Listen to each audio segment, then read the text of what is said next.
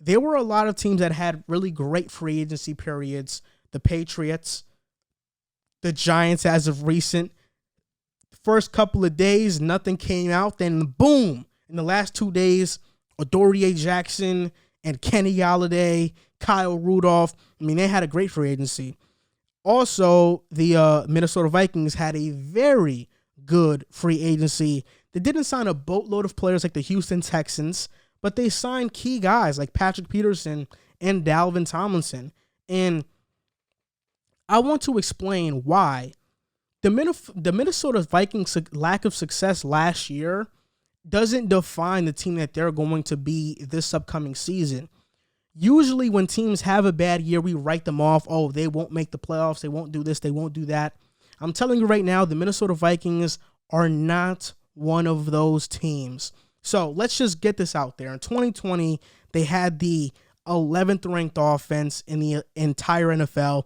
Their offense was good. In fact, Kirk Cousins had a career year. He had the second best passer rating of his entire career. They lost Kevin Stefanski as their offense coordinator, but they brought in Gary Kubiak. And Gary Kubiak is a brilliant offensive mind. Sadly, he did retire, so that means his son, Clint Kubiak, is going to take care of the play calling duties for the Minnesota Vikings.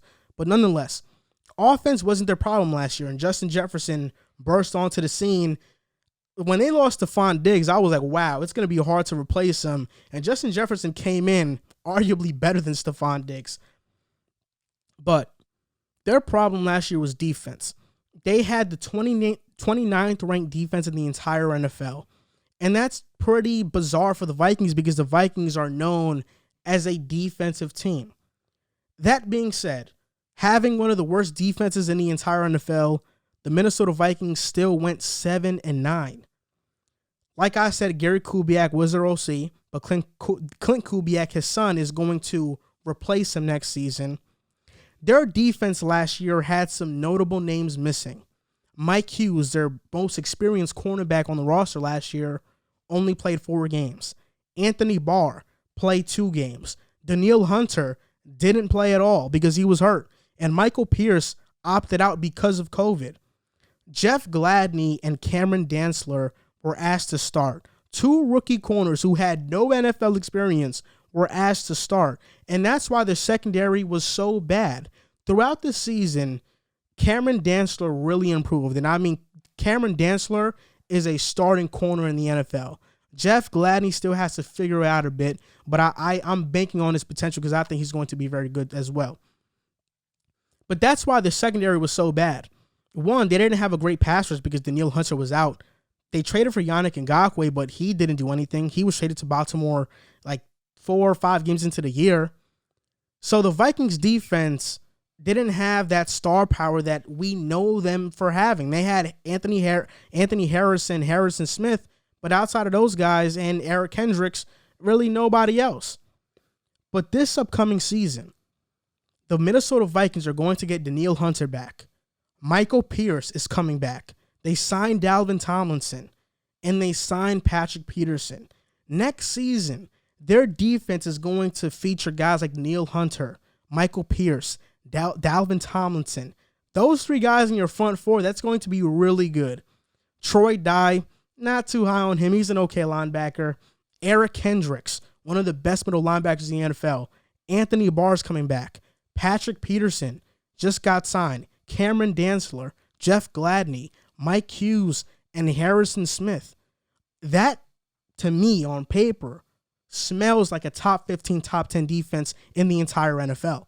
Like, no doubt about it, hands down. They still have to find another edge rusher, and I think they'll do that in the draft. I would love for them to draft Jalen Phillips out of Miami. I think he would come to the Minnesota Vikings and make them a dominant defense because I think Jalen Phillips is going to be a really good pro. But that's just their defense. We look at their offense. You still have Kirk Cousins, Dalvin Cook, Adam Thielen, Justin Jefferson, Irv Smith Jr. And their offensive line, although it's not great, although it's not good, it's not horrendous like it was in years past. Brian O'Neill has developed nicely. Ezra Cleveland showed flashes last year in his rookie season, and Garrett Bradbury is a really good center in the NFL.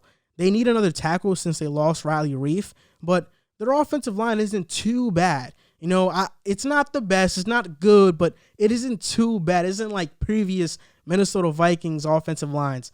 This offensive line is pretty okay. You can work with this offensive line. And in the draft, when they do draft an edge rusher, they're going to fill that hole. And I think the rest of the draft is going to be predicated on getting in offensive linemen. I wouldn't be surprised if the Minnesota Vikings win 10-plus games next season. I think if we're in a 17-game season, I would predict for them to win 11 games. The Vikings will be in the mix for the playoffs next year. I'd even say that they're a lock to make it, because when you have a top 15 or top 10 defense featured with a top 10, top 15 offense, there's no way that you don't make the playoffs. And I think the Minnesota Vikings free agency has really went under the radar because they only signed 2 real key, big name players.